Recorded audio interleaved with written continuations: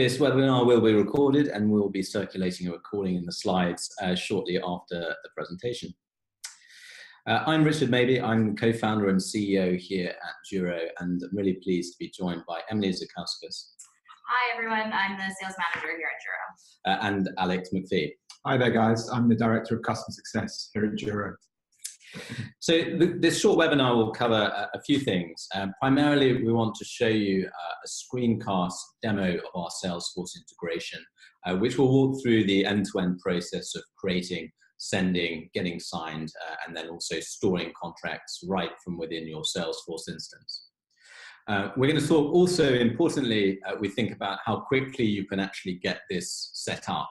Often the costs of integration are in people time and developer tasks. And we want to show you how with Juro you can get to a point really quickly where Salesforce is integrated. Alex is going to talk through how this can help your team. So what kind of value can be delivered through the Juro Salesforce integration.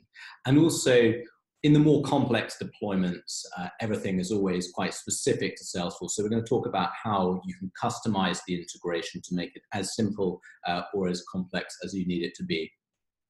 We're going to reserve about 5 or 10 minutes at the end of the webinar for questions, and please do post them as you go, which you can do directly through the Zoom channel. So we're going to kick off by handing over to Emily, who's going to talk through the end-to-end process of our Salesforce integration. All right, so we'll start from this opportunity stage. So you'll see a lot of you will be familiar with this particular view, but you can see that we're in an opportunity at the moment within Salesforce, and you can see in the details section of the opportunity that different details around the deal are being kept here. So things like the amount that the deal is worth, things like the close date, which will become the effective date on the contract. You also have the account name, which is the registered company name, and then key contacts that are housed down here. So things like the person that you're communicating with, as well as maybe other key points of contact for things like billing, etc. So what you have over here in the top right corner is this Juro contracts widget. And to create a new contract, you just hit this little arrow and then click new. And what you'll now do is map different objects. So we're going to select the account that's associated with this opportunity, as well as the billing contact. And the reason that we're mapping different objects is because different key pieces of information are being pulled from different objects within Salesforce. So over here in the account section, you might be pulling things like the company's registered address. Over here in the contact section, you can select from the list of contacts that are associated with that particular deal.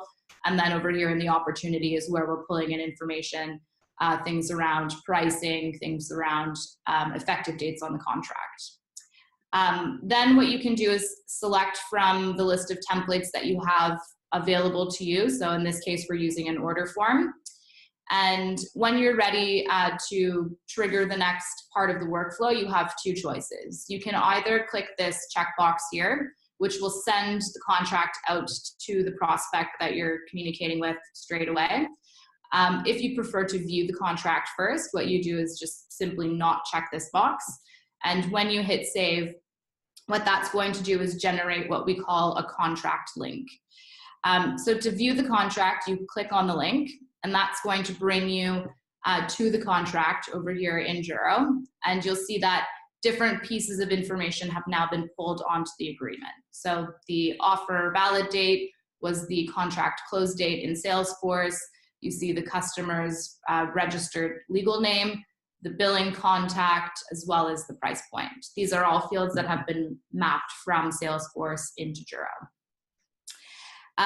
At this point, different organizations have different procedures. So you can have something like an approval workflow set up where you click send for approval, and then you can select from the list of people that need to approve the contract, and you can send that for approval by clicking this green button. You can also include a message if you would like to do that.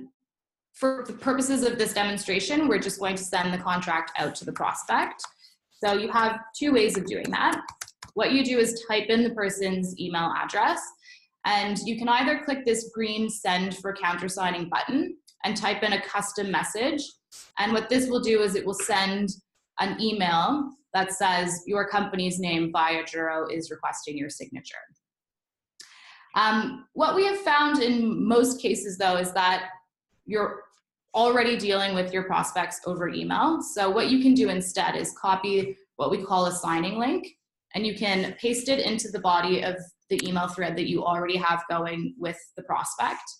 And when they click on that link, this is going to bring them to the contract. So what you're about to see is now the view from the prospect's point of view.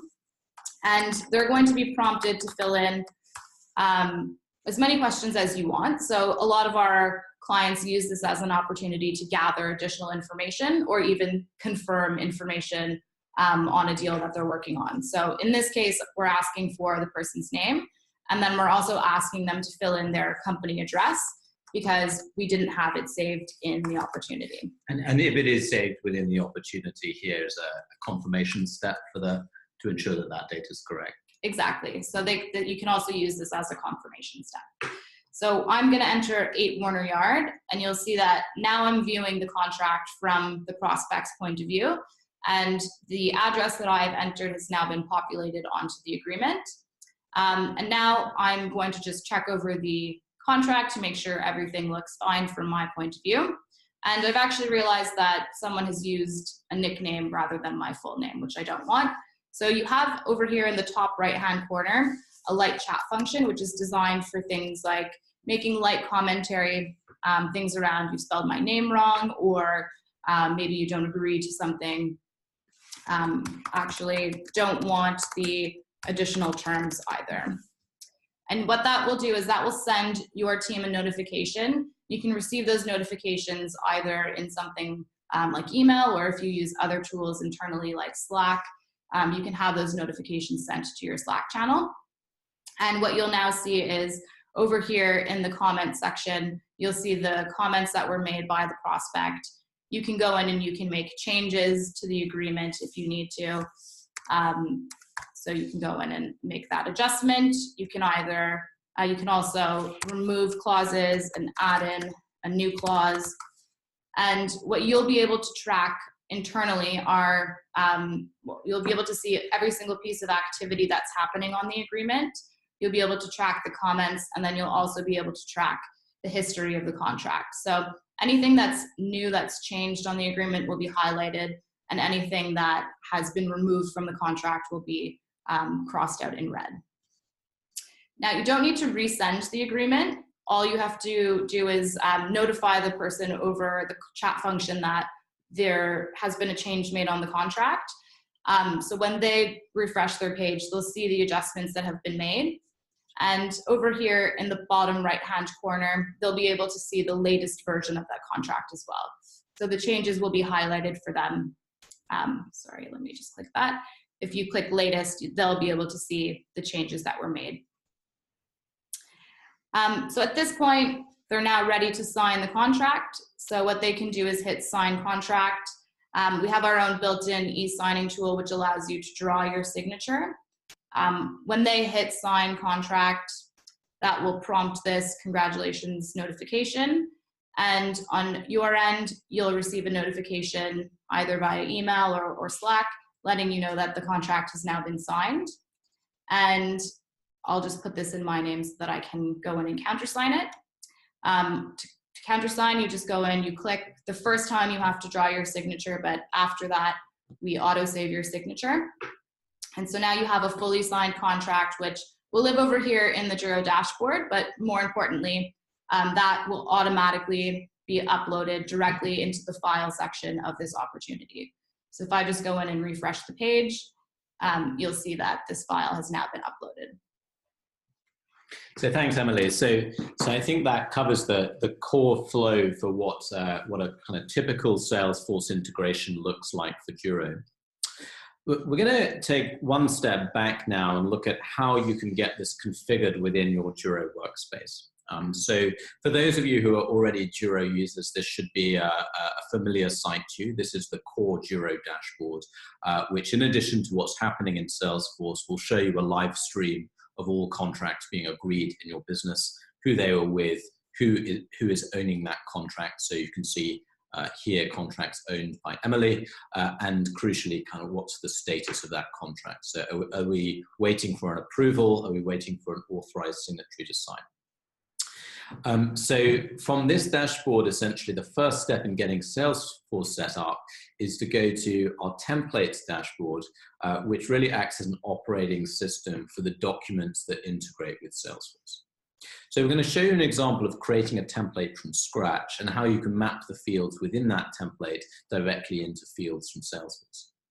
So we're going to start off and we're going to call this document sales contract. If we want, we can add lots of different settings to it. We can adjust the colors of it. We can make it as visually appealing and intuitive as we need to. We'll make this bright pink. So we're going to call this sales contract. Now, within that agreement, you might have text. You might have things like titles, which can just very easily be created via our text editor. So let's put this in a second title.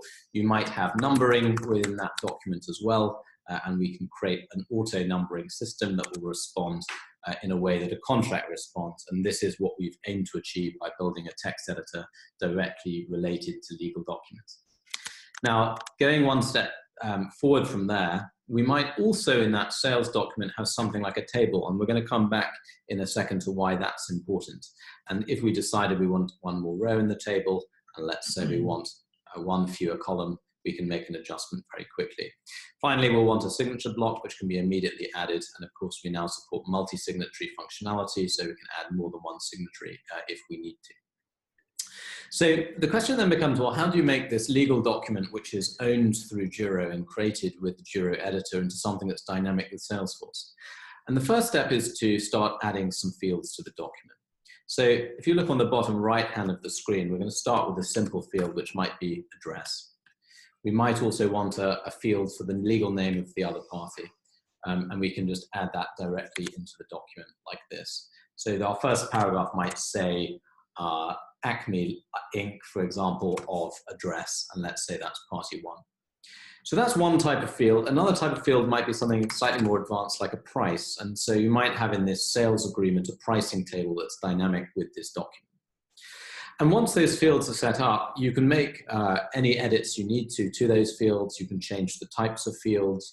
If necessary, you can map them to our company's house API integration.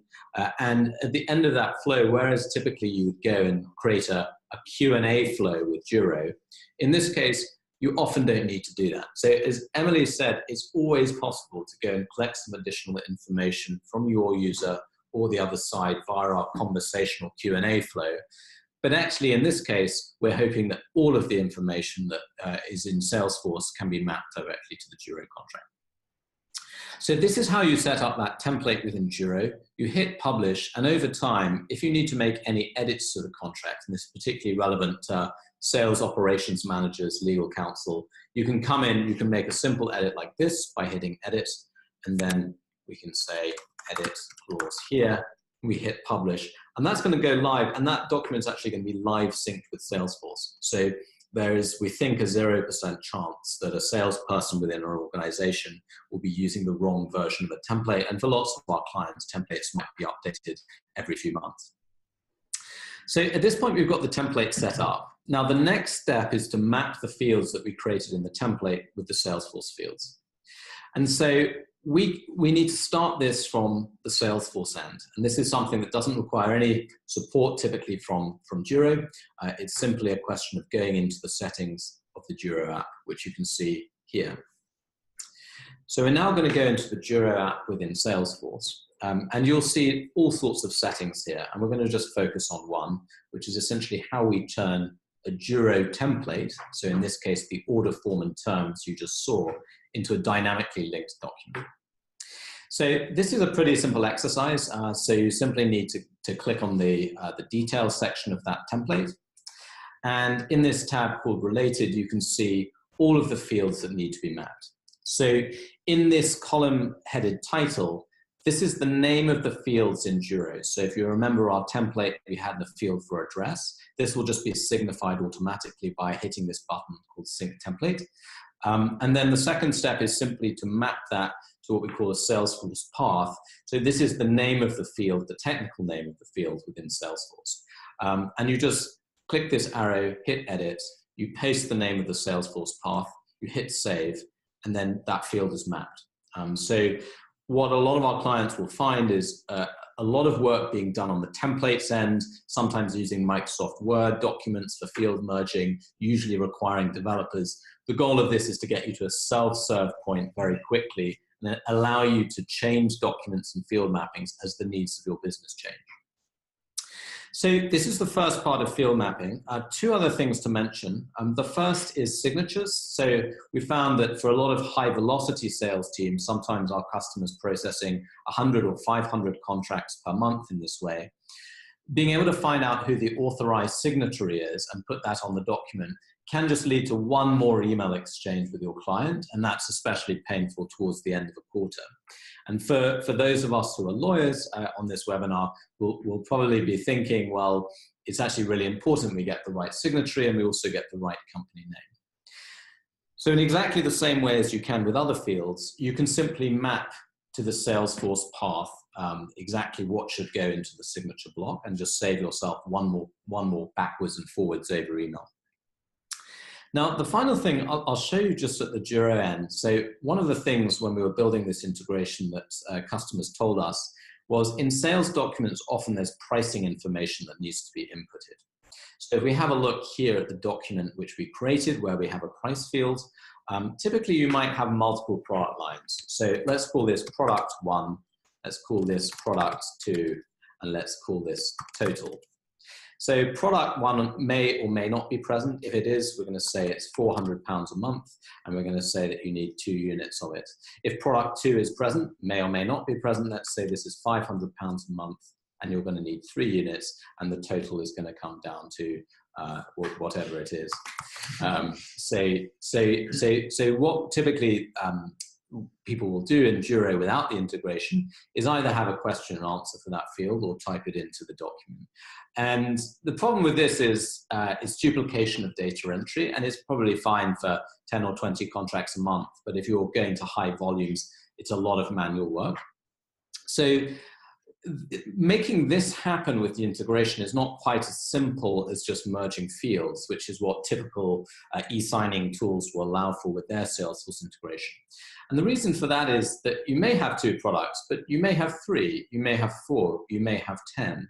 And so just filling in the gaps here doesn't really work, because let's imagine you have a list of fields here, product 1, 2, 3, and 4. Let's say you didn't have product 3 and you didn't have product 2. What you're going to end up with is a table with lots of blank fields and a customer who's slightly puzzled by what's going on. And this is going to force you back into Microsoft Word or Google Docs, and you're only going to get the benefit of e-signing. So the Juro Salesforce integration allows for you to dynamically adjust tables in documents via the pricing information within Salesforce. So typically in Salesforce, you'll have a product configurator. Salesperson will select which products are going to be sold. And based on those selections, we can add 1 row, 2 rows, 5 columns, and we can deliver all of that information directly in the document with no human involvement. And this, we think, is a game-changing optimization for salespeople, because it means truly they can be integrated into a system without having to do any manual work. And it means from a perspective of billing, revenue operations, and customer success, that they have all the information they need in the commercial system of record, which should be Salesforce. So this is the way you can get very quickly set up with Juro and our Salesforce integration.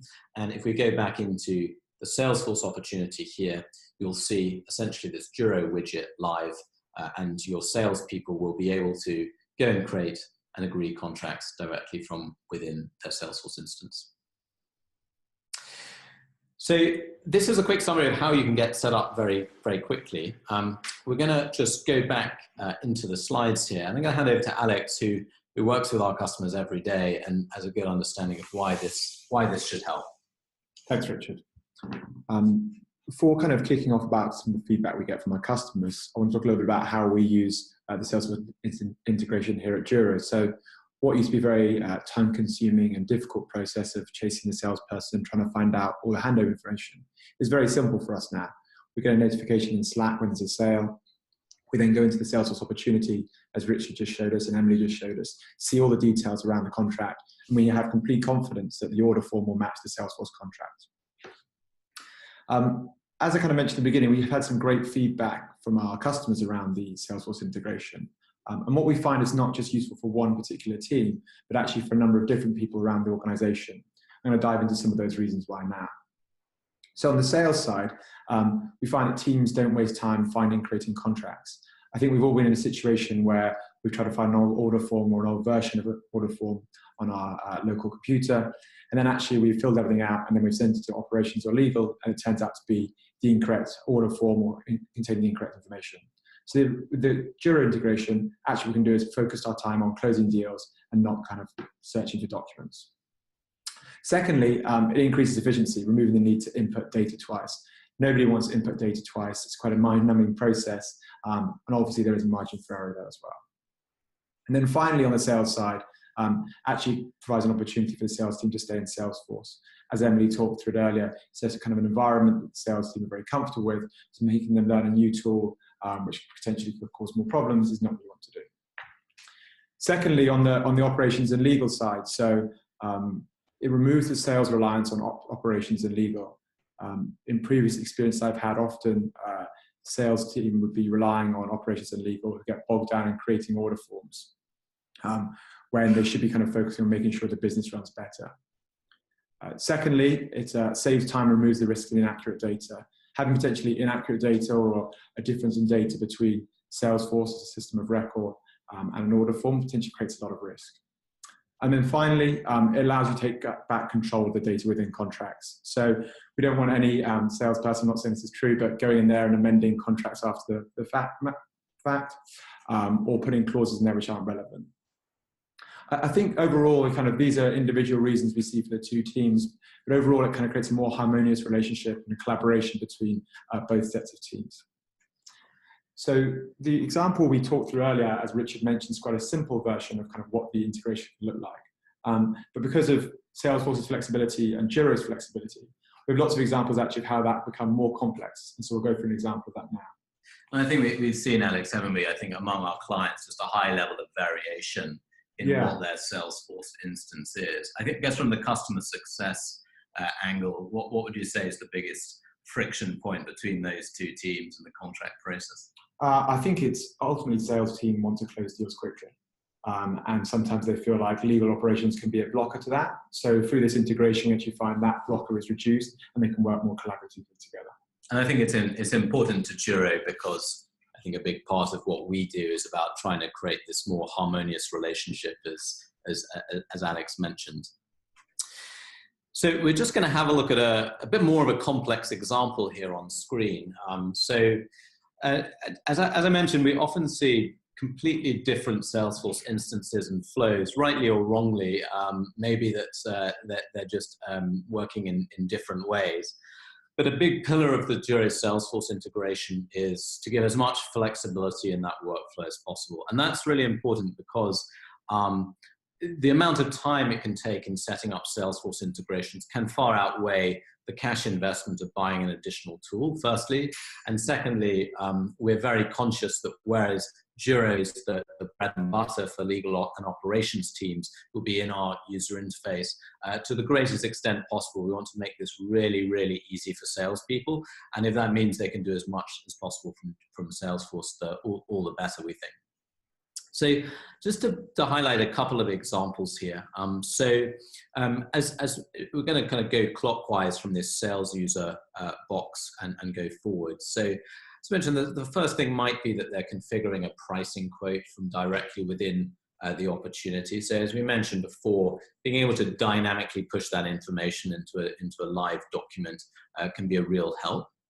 If you go a little bit further forward, so once we've chosen the template, as Emily went through, sometimes what we find is actually not all information that goes in the contract is in Salesforce. For whatever reason, it might be that you need to insert an indemnity clause, an exclusivity clause, And you can do that in a couple of ways. So we're very comfortable with people having a pop-up of Juro where you answer a couple more questions before the contract's generated.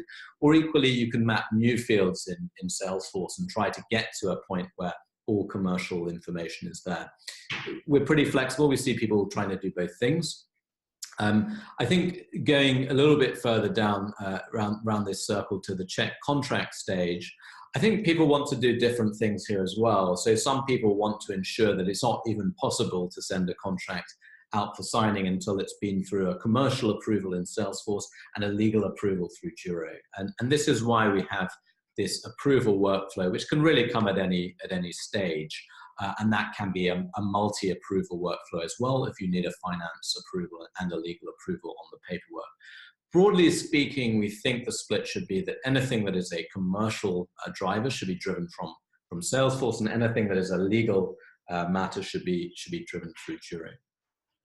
So as we kind of keep going around the circle here, so I think a really important point we mentioned earlier, or Emily mentioned, was, well, sometimes you need to confirm details and sometimes you need to get additional details. So the example that Emily gave was the registered address of the company. So speaking with my lawyer hat on for a moment, sometimes what we see in sales is, in sales, ultimately, this tends to be about closing a deal quickly. I don't know if you agree with that, Emily. Yes. But I think from a compliance and a legal perspective, it's often a very different concern, which is ensuring that you have the correct legal name. There's a very big difference between saying Juro on a contract and Juro Online Limited, and a very big difference between not naming the authorized signatory and then naming them. So we allow Juro can help with this. So in two ways. One is you can push to Q&A flow what you already have in Salesforce. So you're pretty much saying, well, we think this is your registered address, please confirm. And that's going to save you, again, one more backwards and forwards over email on those details. The other thing is you may just not know. So sometimes it's not a field in Salesforce what the registered address is, just people don't invest time in that, in which case you can just ask them. And I think the important point here is not only is data flowing along these red lines here into the document generated, but it can also flow out of Juro via webhooks back into the opportunity. So what we find is if a contract's being negotiated and at the last minute there's a pricing change, well, that can be notified and that can also update the system of record. And this needs to be kind of carefully mapped out with customers to ensure there's no interference in their core sales flows. But it's just another way in which we think Juro can really help. And so we kind of come around to the end of this this kind of wheel here. So via our negotiations and ultimately to signing. I think with signatories, Juro can kind of help out here on authorized signatory flows. So we have, I think, at least one client who has more than 20 authorized signatories in the business. So obviously getting that crucial signature at the right point towards the end of the quarter, whenever it might be, becomes a pressing concern, and you can just automatically assign that signatory workflow to a particular person, especially if it's someone very senior. You can also get them to sign very quickly, and as Emily said, it just tends to be a couple of clicks. They're not drawing their signature hundreds of times. It's as easy as possible. And I think, as Emily said, at the end of that flow, regardless of what the specifics are of this instance, we always aim to get a PDF version of that contract directly back into Salesforce. Now, typically that's in the opportunity, and that's where that handover to CS, customer success, to revenue operations, and to finance can just really be as smooth as possible. So this is a quick summary of how you can customize the document. Thank you for... Sorry, just to butt in there, Richard. The one thing I'd say on this example actually is a perfect example of what we were talking about before, of that harmonious relationship between operations and finance and sales. Operations have all the checks and balances they need in place to make sure the right deals are going out, and sales are able to close quicker. Makes total sense, and we've had a question in, so I think this is kind of related. So please do continue to post questions. We're gonna try and get through as many of these as we can in the remaining time. First question is typically who is involved in implementing it. So I think this is who gets involved in the process of setting this up? What do we tend to see, Alex? So I think, as with all these kind of integration, it can be quite flexible, and it kind of is dependent on the company we're partnering with. But generally speaking, we'll see the operations team take a real lead, whether that's operations or just kind of a central operations or revenue operations. But more and more as legal operations kind of grows, we're seeing them become more and more of that process. And then kind of the sales leadership be a key stakeholder. So to get this kind of integration adopted and pushed through the sales team, sales leadership be often involved as well. I mean, I think it's a kind of great example of what we've just been through, in that actually each integration and each instance is slightly different. I think as Alex says, we're often seeing operations people. Sometimes a sales operations manager might lead on the Salesforce end, but equally we see Juro being bought as a global contract management solution, and one stakeholder and one workflow is sales. And so, as Alex says, getting leadership really to buy in on this is a kind of crucial component to going and getting it adopted. And I think with sales, there's a few great advantages. Obviously, this helps to close revenue faster. So in contract management, often the value that lawyers will be looking for is a time-saving, risk reduction, syncing of data. But if you can add a little bit more value to your internal client here, which is you will close contracts faster, this goes again to that harmonious relationship point, and it gets great buy-in for a really important part of the business. So I think a technical question here, so I'll hand this to Emily. Is it possible to merge fields from a custom object in Salesforce? So yes, absolutely. We find that most organizations have custom fields set up within the details section of an opportunity. So that's very standard. You can always map those fields directly onto a contract as long as they live within the contract as well. And we even see companies mapping custom objects that they've created outside of the standard account, contact, or opportunity. So in short, yes, you can. And I think it's another question which kind of links a little bit to the technical side. Do you work with third-party integrators, or do all integration consultants consultancy yourself? So a really good question. We're open to both. So sometimes we've had clients who've said, we're already working with a Salesforce consultant. Can you talk through this with that person? And we always say yes. So we have typically our product team and our API developers getting involved in that process. I think that kind of the starting point is it should be possible to set something up without developer time and without a Salesforce expert. That's kind of what we aim to achieve. I think when we go into those more complex integrations there, it's definitely the case where people will want to build more and more and more. And as we go into organizations doing hundreds of contracts per month, it's so high value that kind of wanting to do that table configuration work and potentially some other custom stuff is important as well. And so that's all powered by our API. I think probably the most concrete example we have of consultancy being used is in setting up of tables, because it's not simply editing and pasting the name of the field and everything's done. It's a little bit more complex than that.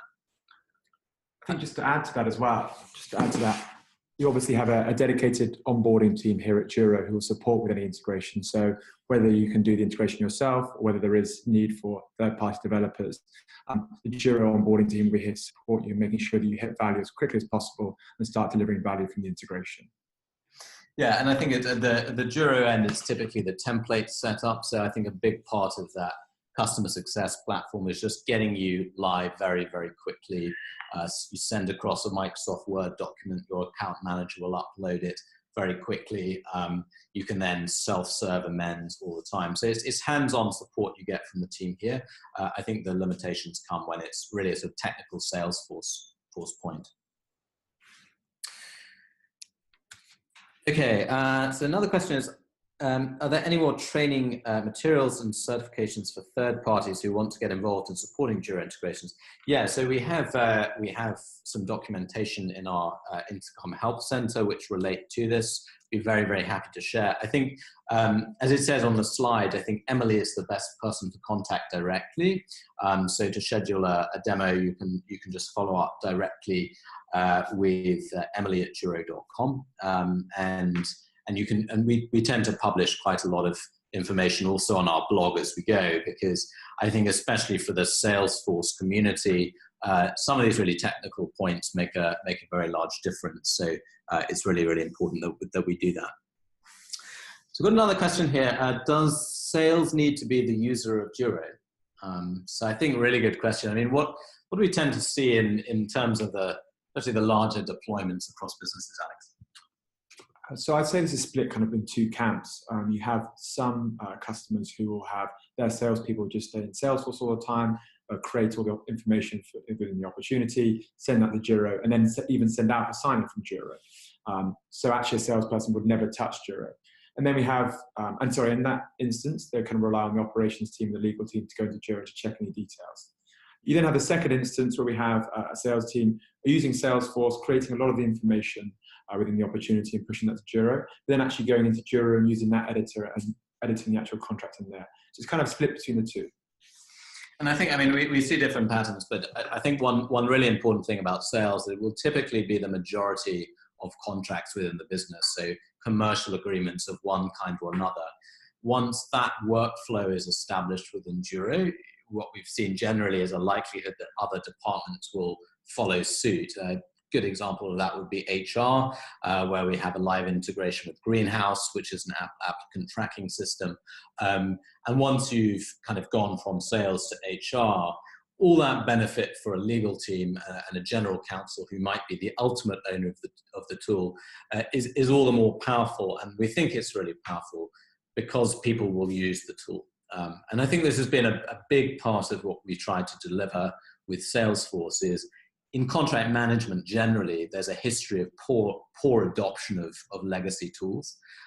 Using a tool like Salesforce, which is something that's very familiar with the end user of the tool, so a salesperson within an organization, getting them to go and create contracts in the lowest scale, most sort of seamless way possible, is just enabling you, if you're in operations and legal, to get more usage. If you get more usage, you can have much more data coming out of the system, and you can see that now through Juro's analytics stacks. And broadly, you can kind of keep control of the contract processes and lower your contract risk.